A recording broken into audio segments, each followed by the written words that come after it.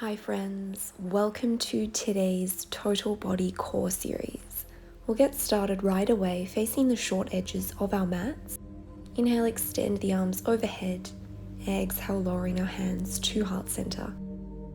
When you're ready, we are going to lower down into child's pose, maybe widening the knees slightly, untucking the toes, sinking the hips back towards the heels, arms extended out in front.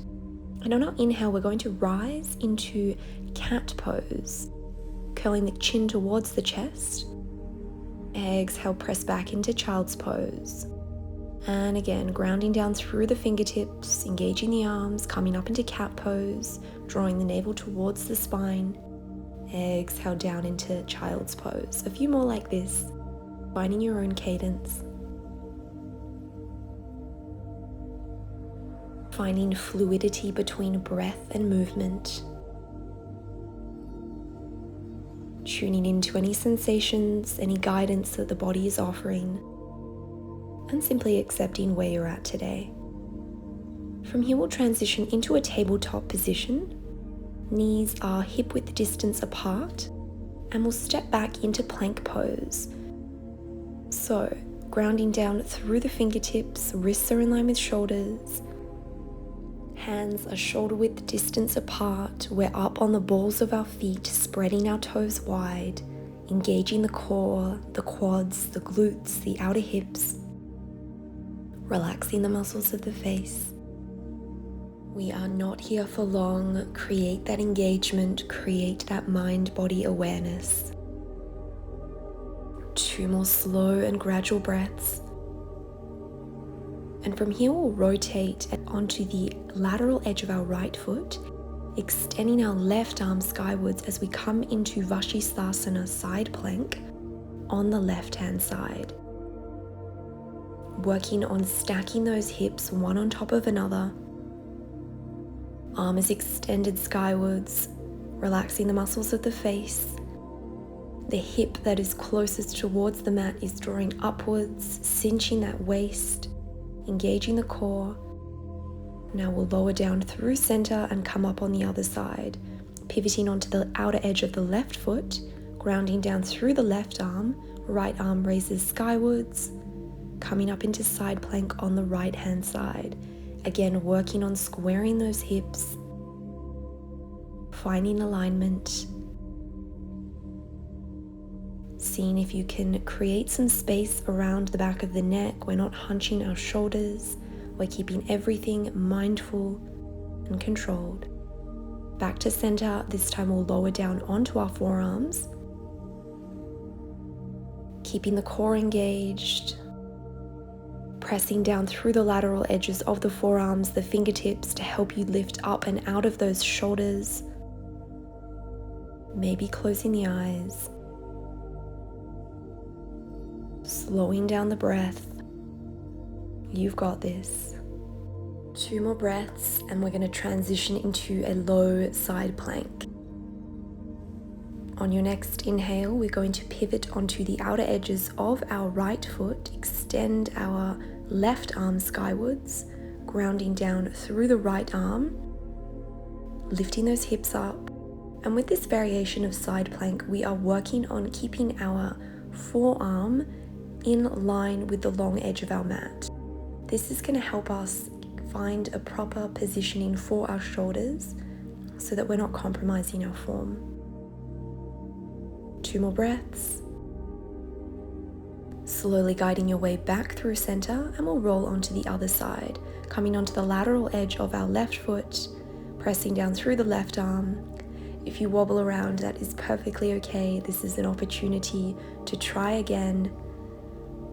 And if you'd like to make this a little easier, you're always more than welcome to drop down onto your knees.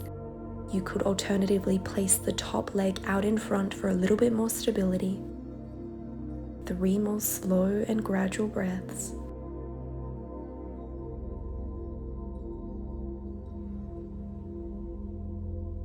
Last breath, and gently pivoting towards center, lowering the knees down. From here, we're going to transition onto our mats, rolling down onto our backs, one vertebra at a time. You might like to place your hands on the underside of your thighs for support.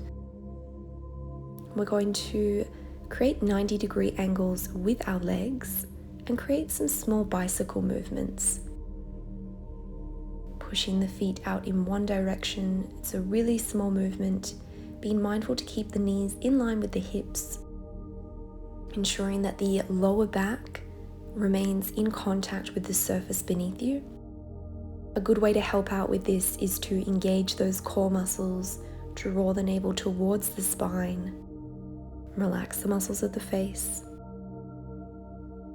A few more in this direction and we will reverse the bicycle movement, creating a cyclical motion in the opposite direction to what you started with.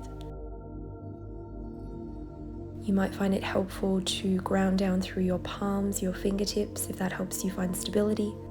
And from here, keeping our legs at 90-degree angles, we're going to do some single leg toe taps, lowering one toe to the mat and right back up to that 90-degree angle, alternating legs.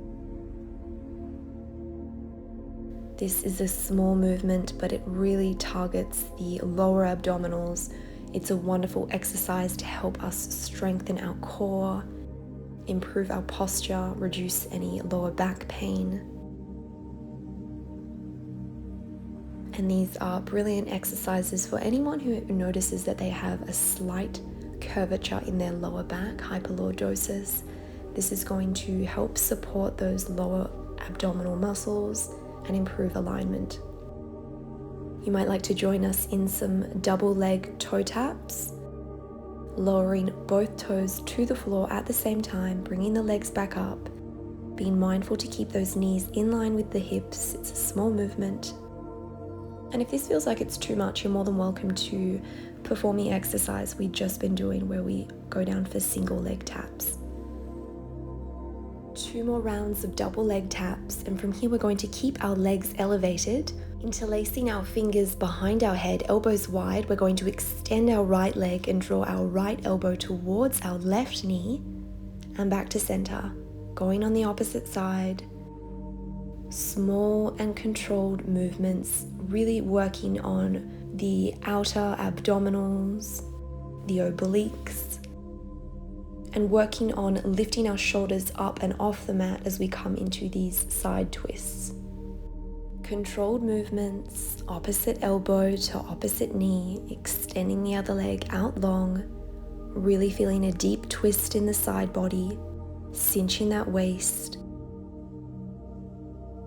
This is our last 10 seconds of work. You have got this. Find control. Relax the muscles of the face. Once more, either side. And gently draw the knees towards the chest. Taking a moment to align the breath and the body. From here, we'll extend the legs out long. You can stay here for a break if you like, or you might like to place the tops of your hands underneath your glutes. From here, extending the legs skywards, and we're going to lower one leg down at a time. You can keep a micro bend in the legs, or you can have them straight. It's entirely up to you. We want to work on keeping our legs in line with our hips. We're not drawing our knees up towards our chest, and with control, lowering and lifting one leg at a time. Using those hands for support to ground you into the surface beneath you, engaging those lower core muscles. Twice more either side, moving with control. And from here we're going to speed things up, scissoring the legs one at a time, lower and lift, making these as small or as large as you like. Either staying with these quick scissoring motions, or we're going to lower both legs at the same time towards the surface beneath you and back up. You might be lowering your heels all the way to the mat, or you might be lowering them just a few inches away from your hip line. It's perfectly up to you. This is your practice. Lean into what feels good. We want to make this a safe posture. This can be quite demanding, so listen to what your body is telling you today. using those arms for support, keeping the core engaged, protecting our lower back. 3 more slow and controlled movements. And drawing our knees towards our chest. From here we're going to come up into a bridge pose, grounding the soles of the feet down, raising the hips, lifting up through the pelvis, and gently lowering back down. Once more, lifting up, squeezing the inner thighs together, broadening across the chest, lowering down, and again lifting up. Staying here for a moment, breathing. Exhale, gently lower back down. Now, you might like to stay in bridge pose. If you have your block, this is a wonderful opportunity to place it under the sacral region of your spine as we come into a supported bridge posture, really enabling us to relax and surrender. If you don't have blocks, that's okay. You can form a bridge pose or rest in any supine variation of your choice.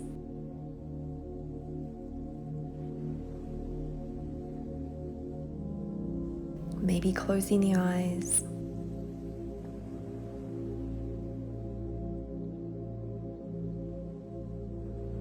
Either staying here in this variation of bridge pose, or you might like to extend the legs out long as we come into another variation of supportive bridge pose.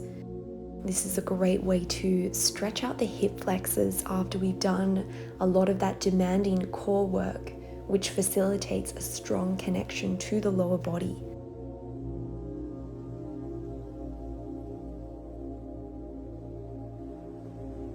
Observing any thoughts that pass, simply allowing them to be.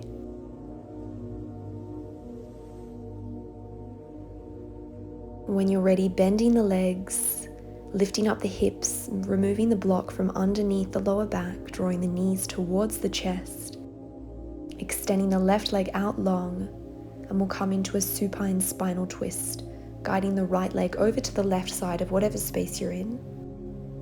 Extending the right arm out to the right side of the room, maybe gazing over those right fingertips, perhaps closing the eyes. This is a wonderful release for our lower back, the posterior chain. One more breath, drawing both knees towards the chest, and we'll go on the other side. This time extending the right leg out, guiding the left knee over towards the right side of whatever space you're in. Extending the left arm out long, maybe gazing over those fingertips or closing the eyes. Finding stillness. One more breath, and we'll roll up to a seated position. Maybe crossing the legs, taking a moment to roll the shoulders back and down. Inhale, extend the arms overhead. Exhale, lower the hands to heart center. Thank you so much for joining us. Have a wonderful day. Namaste.